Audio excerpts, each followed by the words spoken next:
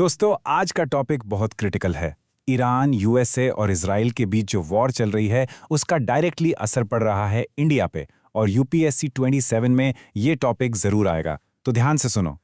आज का हमारा सिलेबस मैप बिल्कुल क्लियर है। कीप योर नोटबुक्स रेडी क्योंकि ये सीधा GS1, GS2 और GS3 को हिट करता है। हम कवर करेंगे Epic Fury strike, Hormuz choke point, India's energy crisis, diplomatic balancing, Pakistan का रोल और आखिर में कुछ प्रीलिम्स फास्ट फैक्ट्स।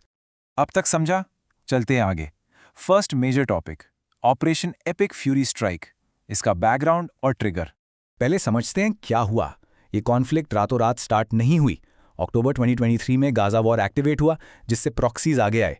फिर जून 2025 में आती है इसराइल की 12-डे वॉर, जहां ईरान के न्यूक्लियर साइट्स टारगेट हुए। एंड फाइनली नोट करो इस डेट को, फरवरी 2026। मैं फिर से बोलता हूं, फरवरी 2026 यहां ऑपरेशन एपिक फ्यूरी लॉन्च हुआ। महीनों तक एक मैसिव स्ट्रेटेजिक डिसेप्शन चला before the joint US Israel air strikes. इसका मतलब क्या है? देखो, जैसे अगर किसी कॉलोनी में रूल्स एनफोर्स करने वाली अथॉरिटी खुद ही प्रीएम्प्टिव एक्शन लेने लगे बिना किसी कंसल्टेशन के, तो पूरा सिस्टम हिल जाता है ना। इंटरनेशनल लॉ में सॉवरन टेरिटरी पर अटैक एक बहुत बड़ा रेड फ्लैग है। अब यूपीएससी के लिए इंपॉर्टेंट क्यों है? ये स्ट्रिक्टली GS2 सिक्योरिटी का पार्ट है। डायरेक्ट क्वेश्चन बनेगा, critically examine the legality and strategic implications of operation Epic fury under international law. Straight 15 marker.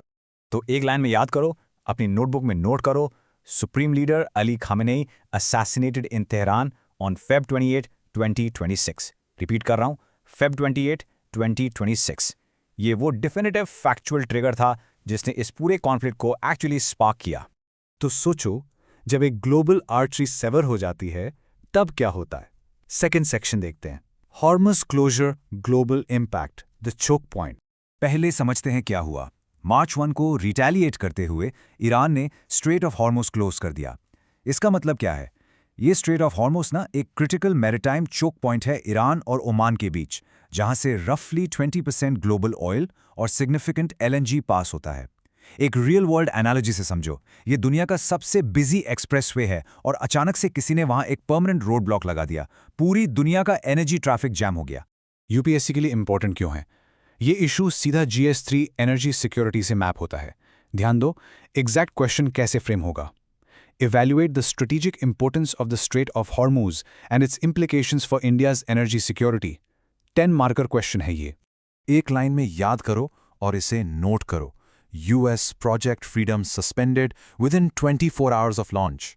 US ने कोशिश की इस चोक पॉइंट को क्लियर करने की, बट ईरानियन मिसाइल थ्रेट्स की वजह से ये मिशन इतनी जल्दी फेल हो गया। अब तक समझा? चलते हैं आगे। Third topic, India's massive energy crisis, the domestic shock. जब एक ग्लोबल एनर्जी हाईवे ब्लॉक होता है तो उसका सीधा इफेक्ट हमारे अपने घर पर आता है। पहले समझते हैं क्या हुआ इंडिया में। The 2026 Iran conflict exposed severe vulnerabilities in India's energy and supply chain security. Government को फोर्स्ड होकर इमीडिएट ऑर्डर्स देने पड़े कि सारा पेट्रोकेमिकल्स रोको और प्रोपेन और ब्यूटेन को कुकिंग गैस की तरफ डाइवर्ट करो। हमारी फर्टिलाइजर प्लांट्स, जो पहले कतार की LNG पर फुली डिपेंडेंट थी, वो अब सिर्फ 70% कैपेसिटी पर चल रही हैं। इसका मतलब क्या है? नोट करो, ध्यान से नोट करो। 91%, मैं रिपीट करता हूं, 91% of India's LPG comes from the Gulf. एक लाइन में याद करो, इस मैसिव डिपेंडेंस की वजह से domestic prices immediately jumped by 60 rupees per cylinder. सीधा आम आदमी पे बर्डन आ गया। यूपीएससी के लिए इंपॉर्टेंट क्यों है? क्योंकि इकोनॉमी पर इसका बहुत ह्यूज मैक्रो इम्पैक्ट पड़ता है। नोट करो इस फिगर को। Brent crude Howard between 110 and 120, repeat कर रहा हूं, $120 पर बैरल बाय मार्च 26। और आप जानते हो, जब ऑयल $120 क्रॉस करता है, हमारा करंट अकाउंट डेफिसिट पूरी तरह ब्लास्ट हो जाता है। ये एब्सोल्युटली GS3 इकोनॉमी का एक कोर इशू बन जाता है।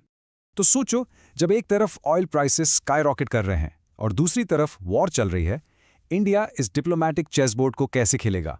Number 4, India's diplomatic balancing act, the tight रोप। पहले समझते हैं क्या हुआ। इस मैट्रिक्स पर ध्यान दो। US से हमें इमरजेंसी ऑयल वेवर चाहिए था, इसलिए हमने उनके प्रोजेक्ट फ्रीडम को ज्वाइन नहीं किया। इजराइल से मेजर आर्म्स और इंटेलिजेंस आते हैं, इसलिए PM मोदी ने किनेसेट विजिट किया। लेकिन ईरान के थ्रू चाबहार पोर्ट और सेंट्रल एशिया का एक्सेस मिलता है, इसलिए इंडियन नेवी की INS शिवालिक ने उनके LPG टैंकर्स को एस्कॉर्ट किया। इसका मतलब क्या है? ये बिल्कुल एक तूफान के बीच टाइट्रोप पर चलने जैसा है। Storm is raging and India एक परफेक्टली बैलेंस्ड टाइट्रोप वॉक कर रहा है without falling into any single camp. UPSC के लिए इंपॉर्टेंट क्यों है? ये एसेंशियली फॉरेन पॉलिसी का क्लासिक डिलेमा है। ये परफेक्टली GS2 इंटरनेशनल रिलेशंस को टारगेट करता है। ध्यान दो, ये आएगा। The Iran Israel conflict poses a foreign policy dilemma for India. Evaluate India's optimal diplomatic posture. This is a core 15 marker on multi alignment.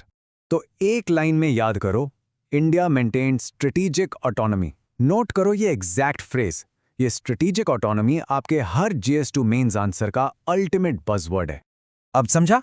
चलते हैं आगे। Number 5, Pakistan's role as mediator, the regional surprise. इस पूरे जियोपॉलिटिकल मैस में एक ऐसी चीज हुई जो किसी ने सोची नहीं थी। पहले समझते हैं क्या हुआ। अप्रैल-मई 2026 तक ये एक मैसिव स्टैंड ऑफ बन गया। On one side US was waiting for a response to a 15-point peace proposal. On the other side, Iran ने इसको आउटराइट रिजेक्ट कर दिया, कॉलिंग ट्रंप डिसीटफुल।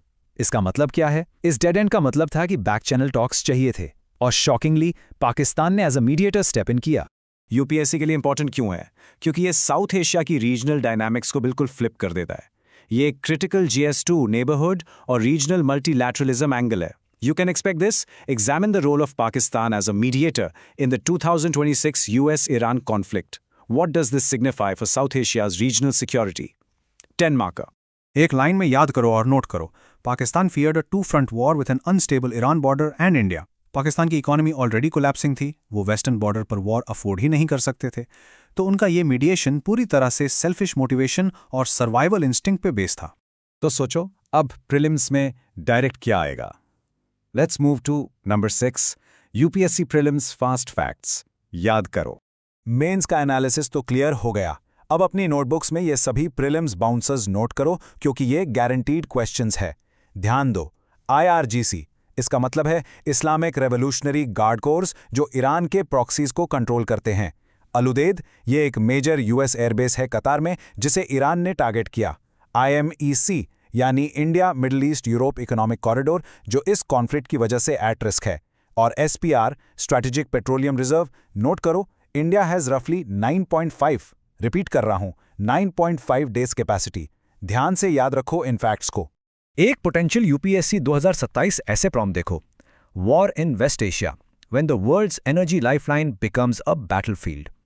ये सोचने वाली बात है कि क्या इंडिया की ये स्ट्रेटेजिक ऑटोनॉमी आगे तक सस्टेन हो पाएगी, या हमें कोई एक साइड चूज करनी पड़ेगी? सोचना जरूर। तो दोस्तों, ये था ईरान USA इजराइल वॉर का complete UPSC breakdown. Mains answers जरूर प्रैक्टिस करो। कल मिलेंगे नेक्स्ट